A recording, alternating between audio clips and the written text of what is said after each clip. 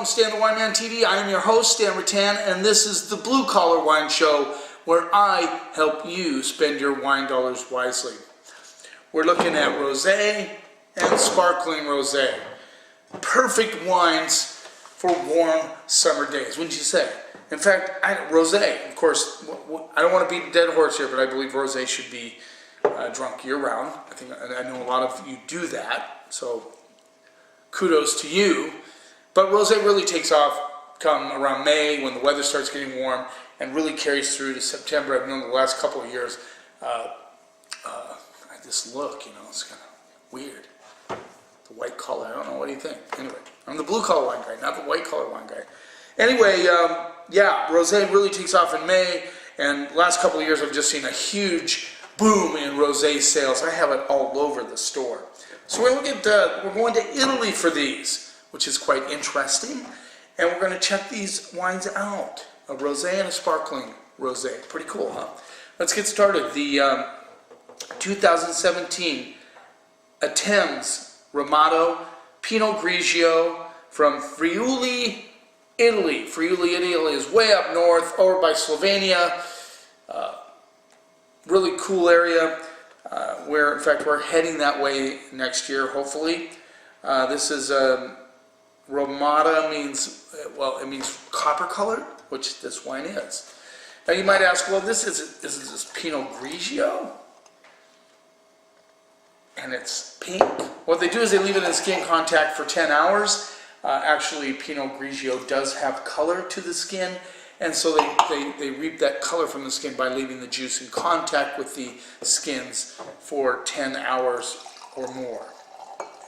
But it's very light colored, as you can see, very light colored, and we're going to check it out. Let's give you a close up. This runs for $20. Now, $20 is not cheap. A lot of Provence rosés go for the $20 range. But you don't see $20. A lot of people get excited when it's around $12. I've been rolling through a Washington rosé that's about 17 bucks. That's not too far from 20. Let's see what we get on the nose. Strawberries right off the bat. I mean, that's just the first thing. A little bit of cherry too. Strawberries and cherries, a little bit of crushed rock component coming through. I get a little bit of dried herbs, which is very interesting. A lot of Provence rosés will have a lot of dried herbs. I got a big raven going to town out there. Sorry. I get a little bit of watermelon, a little bit of melon, just like maybe honeydew coming through. Let's see what we get on the palate. So it's really cool to see a Pinot Grigio with that pink color. I see they do that quite a bit in Oregon as well.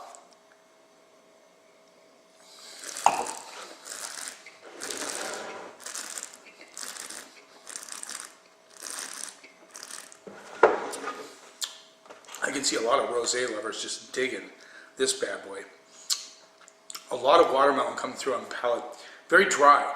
Good acidity, but it gets a nice, on the mid palate, you get a nice hit of that watermelon / strawberries coming through, with a little bit of that dried herbal component coming through, which I like a lot. I think that's very cool. This is a good rosé. I've had a lot of rosé this year because, of course, I have to try them before I buy them and bring them in the store and stack them and sell them. But this is one of the better ones I've tried this year so far.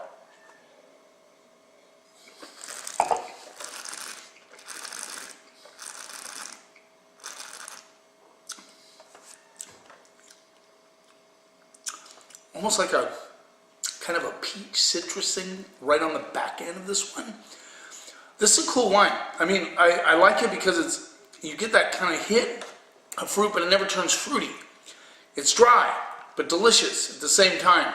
I think that's a great combination for a rosé, when you can get that dryness, and I even get a little bit of a beeswax component on the backside. Not sweet, just that texture thing, if you can understand that. I don't know, sometimes it's hard to explain that. I hate to use that word beeswax, and everyone goes, oh, is it sweet? It's not sweet at all. It's dry, but it's good, it's delicious. Well balanced, good acidity, good fruit, minerality is there.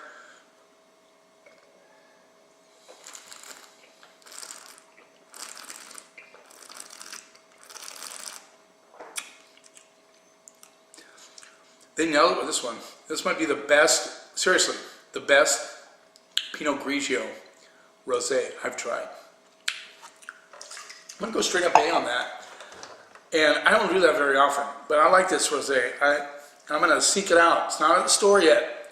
There's a lot of my viewers, maybe not, well, obviously not all of you, but a lot of my viewers or customers that come into the store and they want to find these wines that I'm reviewing on YouTube. And I'm not doing it for the store. It's just a side thing that I love to do because I want to help people find good wines at good prices.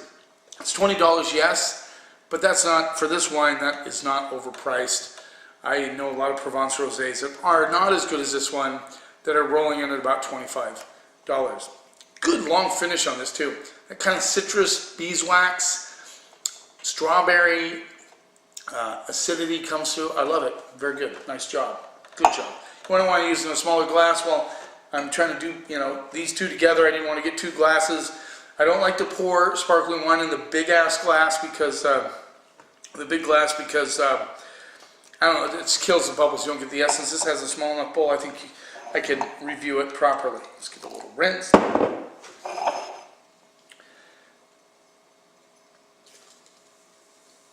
My girlfriend, she loves bubbles. She loves it. This is the non-vintage, Montfort Rosé from Trento DOC, which is, excuse me, up north, Italy, Trentino. This is from the Dolomite Mountains. This is 50% Pinot Nero, which is Pinot Noir. We call it Pinot Nero there, so I'm confused about that. 50% Chardonnay, rolls in at $35. I'm excited to try this. Brut Rose, Trentino, Dolomites, up north. So you get, you have Friuli over here, then you just go up a little bit north, and there is Trentino, the Dolomites right there. Got it? Got it. Okay, let's see what we get on the nose. Oh, boy. $35. Now they use the traditional method with these. They leave it in the bottle. They go through the process that they would in champagne, and they've been doing it for like 150 years. So let's see what we get on the nose. Oh, that was just reminding me of watermelon brine right off the bat. Like the brine, that right when you get close. I used to love it when I was a kid. Eat down the watermelon down all the way to the green part. I don't know why, but I like that green part. Can't tell you why. But, maybe I'm just weird. It smells exactly like that. A little bit of rose petal, too. But I just can't get past that right close to the rind smell on the nose. Let's see what we get on the palate.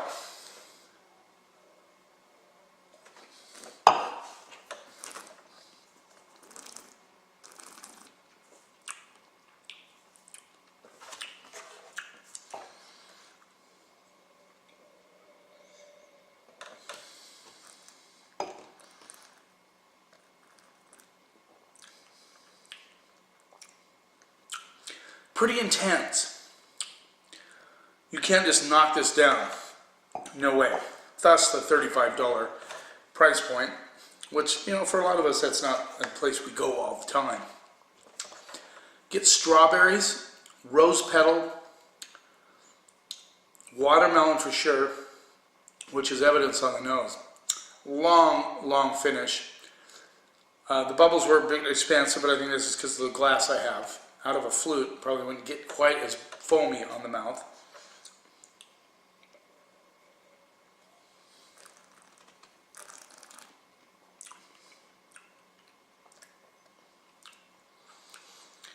A lot of a good dose of minerals coming through. I like the flower petal. It's not just rose petal. It's some white flowers coming through too. I can't identify them exactly, but there's a white flower with rose petal, strawberries, watermelon, and a long finish. This is an intense sparkling wine. just to put it in perspective, you say, well, $35 is a lot to pay, but you start getting into rosé from Champagne, the pink champagnes from the pink wines from Champagne, pink sparkling wines.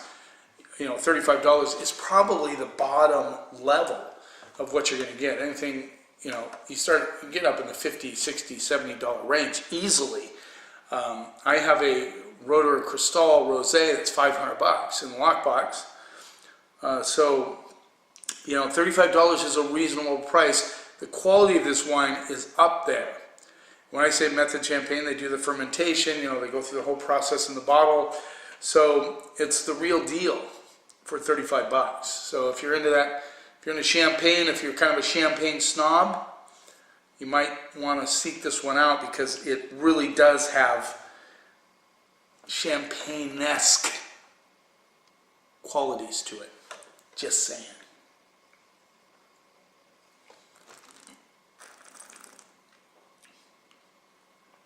Oh, this would be great with crab cakes, salmon, clams, ham. I mean, there's so many things you could have with it. Ham salad. You did a club. What is it? I'm losing it. The salad with all this Cobb salad. I'm sorry. I don't have them very often, but this would be great with Cobb salad. So many things. I mean, this is a beautiful wine. The intensity of this wine on the palate, I can't describe it to you, just is amazing, and you could not possibly slug this down. I'm just saying. I'm going to go straight up A+ on this wine. I think it really brings it home for $35. Seriously. Hey, thanks for watching. Taking the time, a few minutes out of your day to watch. I really appreciate it. I hope I'm helping you. I hope you're learning something. Subscribe to my channel if you haven't already.